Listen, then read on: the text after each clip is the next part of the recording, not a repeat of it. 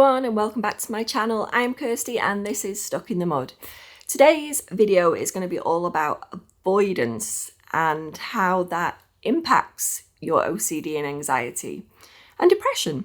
So this is something I've experienced at many times where I will purposely avoid a situation or a place because I'm so frightened and I'm terrified that it's going to bring on some intrusive thoughts or it's going to hook me in and I'm going to follow those intrusive thoughts and I'm going to get back into the OCD cycle where it's just gripping me and it's taken over.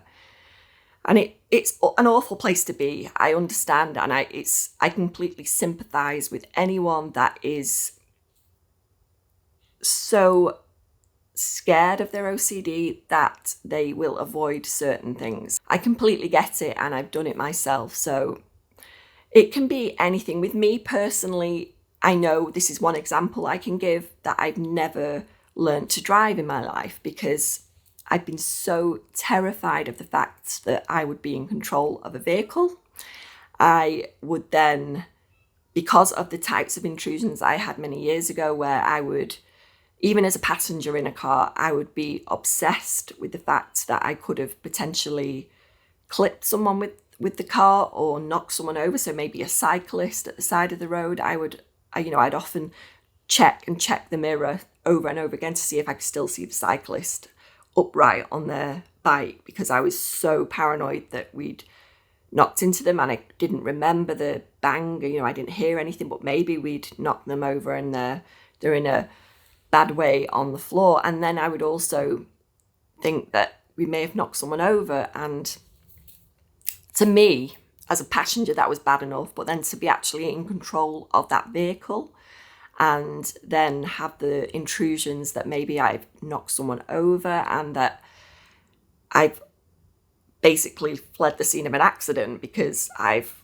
knocked someone over with the car. And what if someone's died? What if something terrible's happened? What if they never...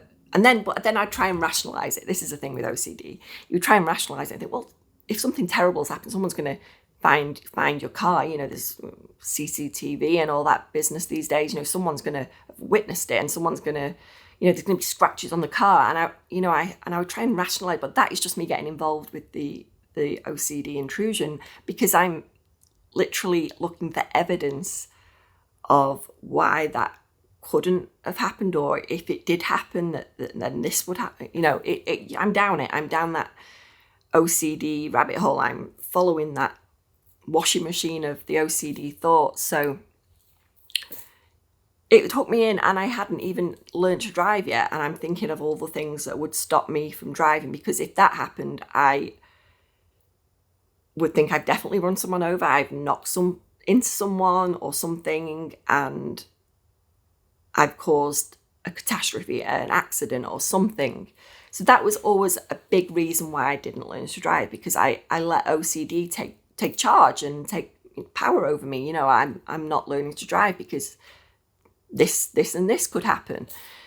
So that is a big part of avoidance in my life, and that's something I can definitely say I avoided that because I wanted to refrain from having those kinds of intrusions. But it didn't stop it anyway, because as a passenger I was still getting those intrusions, so it didn't really work. But and I still haven't learned to drive, I'll be honest. Is it because of the OCD? I think now it's more other things as well. I don't know what you think, but I do. I think I can't really afford it now. Am I too old? I suppose it could be an excuse. I don't know. Let me know in the comments what you think. But I sometimes think it'd be great though to drive. I've got 5 children, and I think it does hold me back in a lot of ways where I can't go out with them independently. And it'd be nice to be able to do that. And sometimes, it'd just be easier. It'd be easier in a lot of ways if I did learn to drive. But I'd have to face up to some of these really uncomfortable intrusions, and it's being prepared to do that. I understand, it's a big thing when you've gone through something like OCD and anxiety. It can be terrifying. I understand it's awful to have those intrusions, and when it feels like they're just not letting up, they're not giving you a break. It's hard. It's extremely hard. I get it. So it's not uncommon to avoid things, and I would always say to try and move through that fear of, the intrusions, because I think a lot of the time we don't do these things. We avoid things because we're fearful of the fact it's going to bring on a serious attack of OCD and intrusive thoughts. So completely get it. So I would recommend moving through that. So what do we do? We move through it. We let the thought be there, as difficult as that is. And it's, when people say this to you, and I get it, I thought it myself, I thought, well, that's easy to say. Of course, just let it be there. But it really does lessen the power of the OCD. It really does. You're just moving through it. It's not stopping it. You're not trying to stop it. You're just moving through it and just being quite relaxed about it. Awareness that it's there, but still moving forward and doing the things that you do. Because that is a big step to living with OCD and not letting it limit your life in many ways, as it probably has if you're watching this video and it's something you've experienced. I know a lot of avoidance for me has been centered around death and illness and things like that. And it's something, because it's been in my life, in my experience of life, with my mum and my dad. They both were seriously ill, and it was a really scary time. And I think back to my younger self then, and how terrifying that was for me. And it's okay to be terrified that your parents are ill, because it was, it was a really scary time that they were so ill. And I was younger. I get it. It's tough, especially anyone going through that. It's really, really hard. So I've often avoided things about that, maybe whether it's be on television or reading online newspapers or anything. I would often avoid thinking about that or even reading about something, because it potentially could trigger me. But these things happen, and as ill as they were, they got better. My mum twice, my dad twice, and then unfortunately my mum did get ill again in the last year, and unfortunately she passed away, and it was immensely hard. But during that time as well, I visited her in hospital a lot, and that was really hard for me, from someone who suffers with anxiety and OCD. To see her like that and in a hospital surrounded by other people, it was really, hard and difficult to kind of put myself through that. But you know what? I did it. And I'm proud of myself looking back that I moved through those intrusions that were there everywhere when I went to visit my mum. And I remember thinking, I'm going to find this hard, but I did it. And I'm proud that I did it, and I moved through it, even though some days were more difficult than others, especially when I was having a rise in intrusive thoughts. But I still did it and moved through those uncomfortable feelings and thoughts. So this is what I just want to say. It's about feeling that fear and doing it anyway. As my mum always said to me, and as hard as it is, I've tried my best, even, doing things that I never thought I could do around my mum as well. And I was with her when she passed away, and I never thought I'd be able to handle that, but I did. And I'm so proud now that I was with her, at those final moments. I look back on that and I'm so, so proud that I could be there for her. And that was something that I'd never thought I'd be able to do. I even went to see her again, and it was hard. It was a really hard thing to do that, but I'm so glad I did it, and I don't have any regrets over that. I'm glad I did it.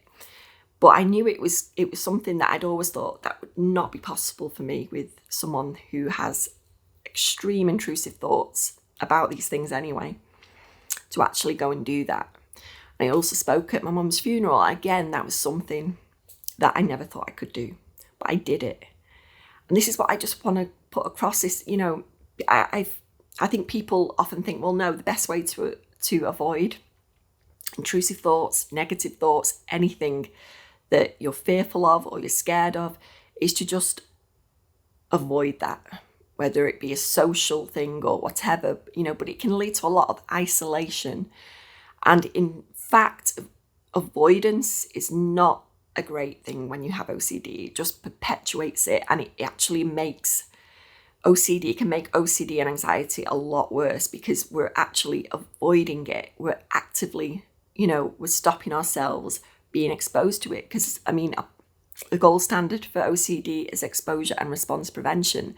So you're putting yourself through these uncomfortable things, and you've got to be ready to do it. Don't get me wrong, I'm not expecting everybody to just face their fears and and do it anyway. And you've got to be ready. You've got to be ready to face it, and it's uncomfortable when you're ready to kind of deal with OCD head on and just live through it. And you want to live a fulfilled life. I know we all do. Anyone that's experienced this, it's hard because it's not easy. I get it. It's so difficult on a day-to-day basis when you're bombarded with intrusions and negative thoughts. I get it. And I sympathize greatly. So, but once I was ready and I was in that situation, it wasn't as scary as I thought. Seeing my mum, after she had passed away, it wasn't what I thought it was going to be. And it's a big part of life, and I think a lot of OCD can stem from that. I know mine has been around loss and death and these big things that we have questions about. But as I actually faced it and did what I did, and I didn't think I'd be able to, it was, I was so proud. I was so proud that I could do that for my mum, and I could, I did it. And I didn't think I was ever capable, because I think we can often talk ourselves out of some things because we just were. And I don't want to say a victim, because a lot of people will use the word, you're being a victim of this. It's not. I don't want to say it because it's hard. It's so hard, and people don't always realize when they say things like that. It's really upsetting, But I'm not a victim of OCD. I don't see myself as that, but I'm now kind of turning it on its head and thinking, well, what it's brought to me, I value the value in it. It's actually giving me these opportunities to work on something that's really, really difficult. So I try and look at it at a different angle now that, it's actually, life is different for everyone. But, it's something I've experienced from being a very little girl, and I have definitely learned a lot through having OCD. I have, and I think it comes with a lot of empathy and a lot of love, because you know how difficult it is. But OCD doesn't have to be in the driving seat. It doesn't have to have all the power. We can take our power back from that. And I guess that's what people mean when you're not being a victim of it. Although you may still experience it, but you're still moving forward with your life, and with living a fulfilled life. It doesn't just completely control you, and it's just learning to coexist with it. And I know that isn't always easy. I have my bad days. I still do. Recently I felt like I've just had a lot of intrusions, a spike in intrusions, and it's felt really hard some days, really deflating, because I'm thinking, wow, here I am again. But I do remind myself, and I always would say to you guys, is to be kind to yourself and be gentle with yourself and have that self-compassion, because that is really important, I think. And that's how I've approached it in more recent times, and I've really found that helpful. And even welcome OCD these days, like, that's the way to approach it. It's like, oh, there you are again.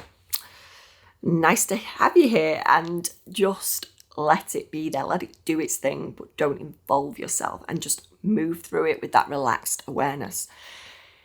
Easier said than done, I know, but as long as we try and approach it as early as we can get better.